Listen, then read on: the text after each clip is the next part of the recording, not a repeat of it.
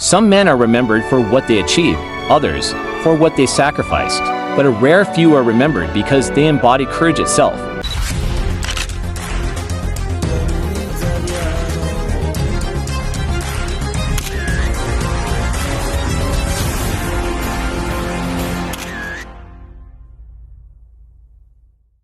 Welcome to the story of John Basilone, a boy from New Jersey who became the Lion of Guadalcanal, a Marine whose unbreakable spirit turned the tide of war and inspired generations. It was November 4, 1916, in Buffalo, New York. In a small Italian-American home, the smell of garlic and simmering tomato sauce drifted through the kitchen. Laughter and chatter echoed down the hallways as 10 children competed for their parents' attention. In that chaos, in that warmth, little Johnny Basilone grew up.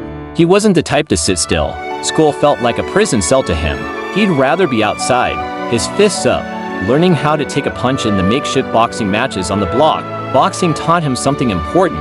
You might get knocked down, but you always get back up. By 15, books and lessons had lost their grip on him. The world beyond Buffalo and Raritan, New Jersey, was calling, and Johnny wanted more than small-town life. He wanted adventure. At 18, he found it.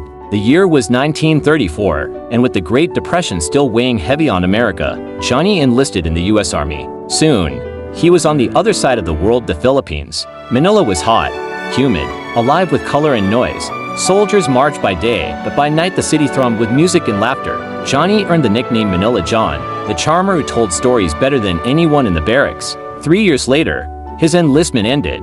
Back in the States, he tried the quiet life.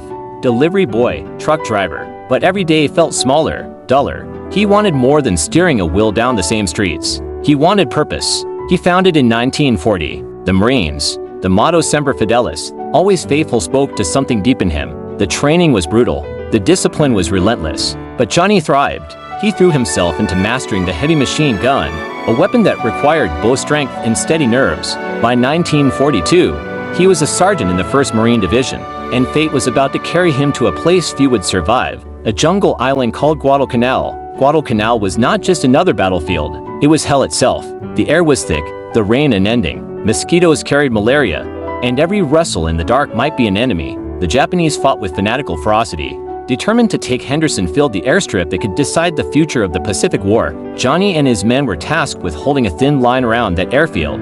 For machine guns, a handful of Marines, and one promise: don't let the enemy through. Then came the night of October 24, 1942. The jungle erupted with screams and rifle fire. Thousands of Japanese soldiers surged forward, their bayonets glinting in the moonlight. Johnny's guns blazed, cutting them down in droves. But the waves didn't stop. Then a gun jammed. The crew was dead.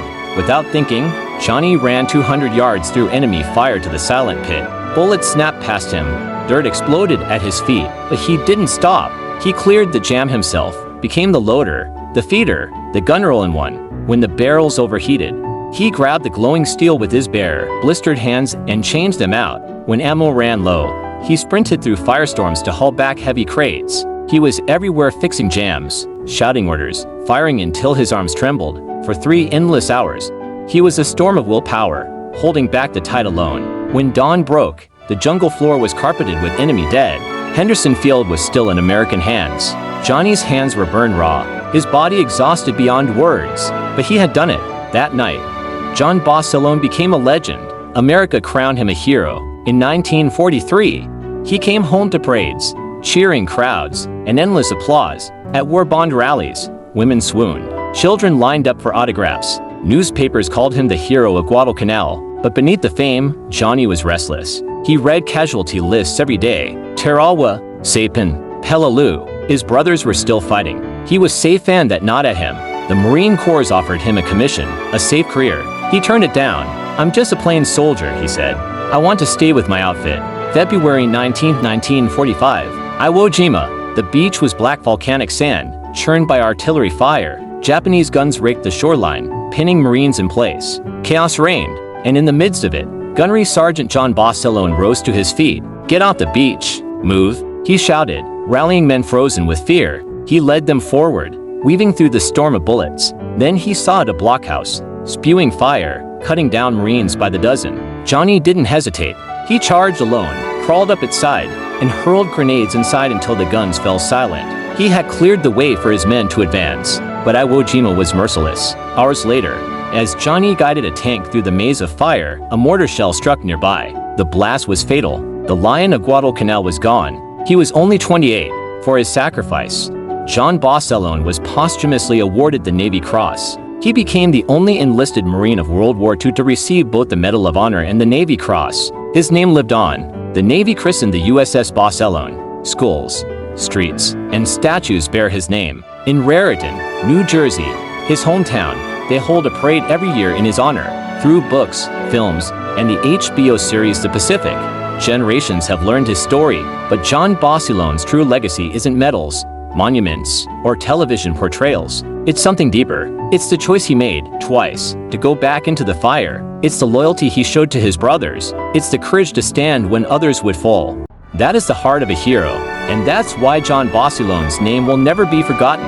John Basilone gave everything for his country, and his spirit still inspires us today. If this story moved you, make sure to like, share, and subscribe so more people can hear the stories of heroes who shaped our world. And let us know in the comments, what does true courage mean to you?